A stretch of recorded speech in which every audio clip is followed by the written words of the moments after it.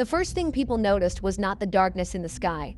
It was the rivers rising, slowly at first, then with a roar. By late August, Pakistan found itself facing one of its worst flood crises in decades. From the hills of Khyber Pakhtunkhwa through the farms of Punjab and bearing down upon Sindh.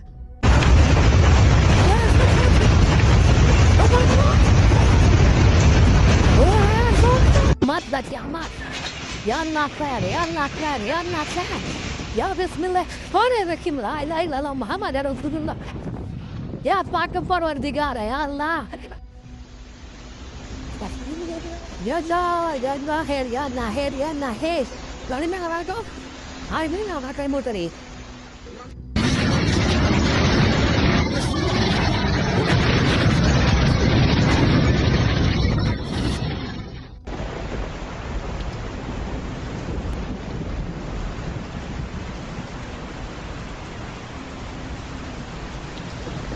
Water became both destroyer and witness, sweeping away homes, livelihoods, and long-kept peace. Yeah.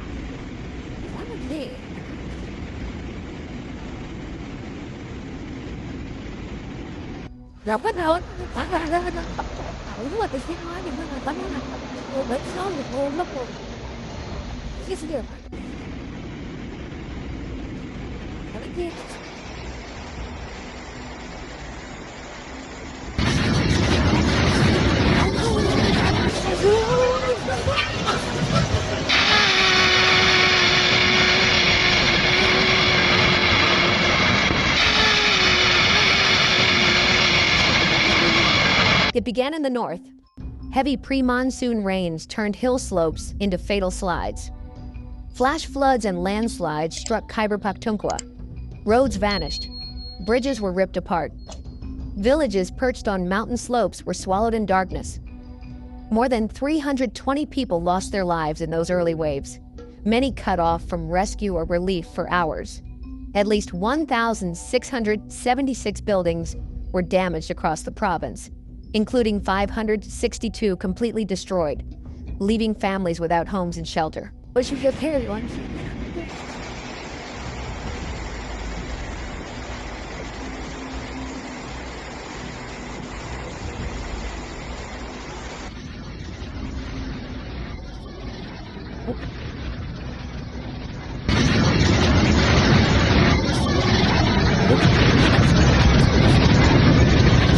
By the end of August, the toll in KP had risen even higher, with hundreds more injured. In those hills, the water did not just flow, it smashed through. Homes were destroyed, agriculture was hammered, and people who had lived generations in those valleys found themselves suddenly stateless. The warning signs had been there: swollen streams, saturated ground, and tragic memories of past floods. Yet few expected the disaster to reach such a scale this time.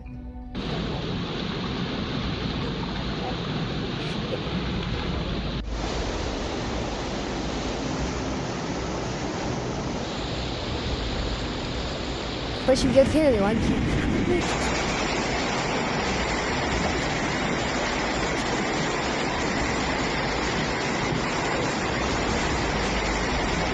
As water poured from the north, it gathered into the three great rivers, Chenab, Ravi, and Sutlej. By late August, these arteries of Punjab were swollen, pushed by both relentless monsoon rains and the release of upstream dam waters. Walls of water moved toward communities long used to seasonal floods, but never like this. In Punjab, over 4.5 million people have been impacted since 12 September. More than 5,000 villages have been hit by floodwaters. At least 100 people were killed in Punjab alone. Punjab's agricultural land suffered a massive blow. Over 1.3 million acres of farmland have been inundated.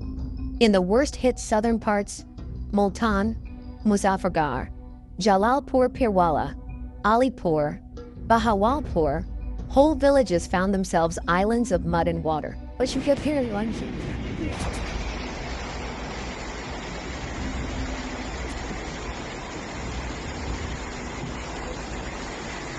आगे आओ जल्दी आओ आप लोग नहीं जा बाजी आओ तो ही हाथ उठाओ आगे हो तो भाई आप उठाओ Vậy em rất là ठीक ठीक है हैगा ये तो दुनिया का स्पोर्ट करो बाजी क्या हो बहुत बड़ा और बस मान किया ते क्या काया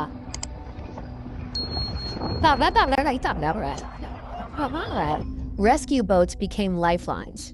The army was mobilized. Rooftops turned into temporary refugees. Relief camps sprouted, sometimes too late, sometimes too far. The demand for food, medical care, shelter climbed perilously high. Nearly 300,000 people were evacuated in just 48 hours in southern Punjab after fresh flood alerts. The total number of displaced people in Punjab rose rapidly beyond that. Over 2.4 million people displaced as floodwaters surged. These numbers are increasing because the water level is rising, destruction is spreading, and more villages are being affected.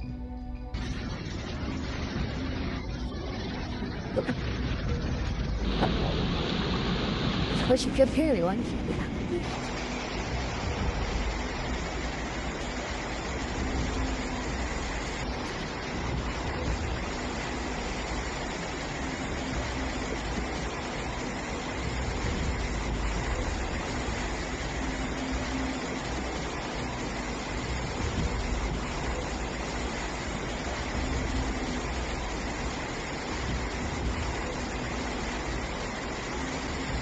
Accurate figures can only be reported once the water recedes. Authorities tried to protect cities by diverting water onto farmlands, strengthening banks, and setting up relief camps. But the scale overwhelmed readiness. Power lines, roads, and homes all succumbed under the pressure of water and neglect.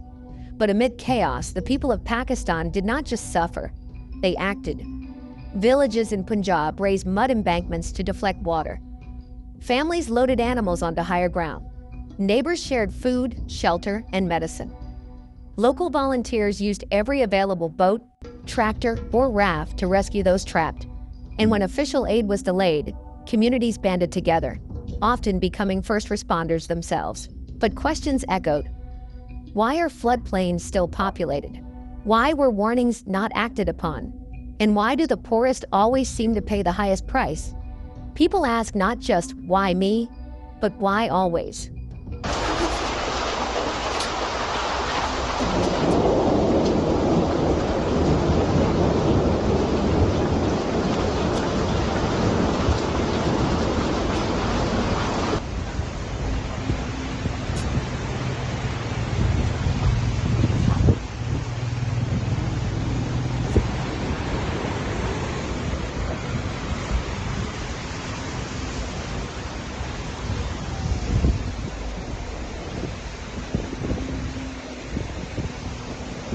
The floodwaters are still flowing, but the lesson is clear. Pakistan stands at a turning point. Preparedness must improve. Early warnings, evacuation plans, and drills can save lives. Stronger bridges, embankments, and drainage are needed to withstand the next storm. Relief must be fair and transparent, restoring trust where it's broken. Communities, the first responders in every crisis, need training and resources to stand strong. And for the long road ahead, Pakistan must adapt, building wisely, farming smarter, and working with global partners.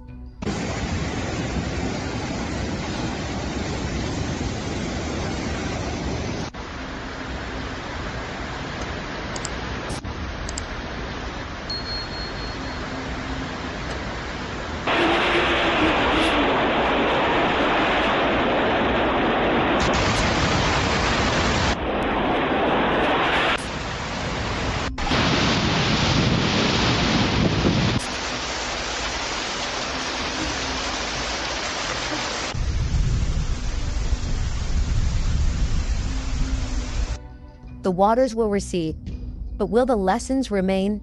Still they rebuild. Still they believe in tomorrow. The question is, how many more warnings must be ignored? How many more rivers must break their banks? How many more storms must test the same weaknesses? Pakistan stands now at a choice: to learn, to act, to change, or to risk being buried once more under decisions made too late. Stay aware. Stay united. Demand preparedness. Because every ignored warning today becomes tomorrow's tragedy, and the next wave will not wait.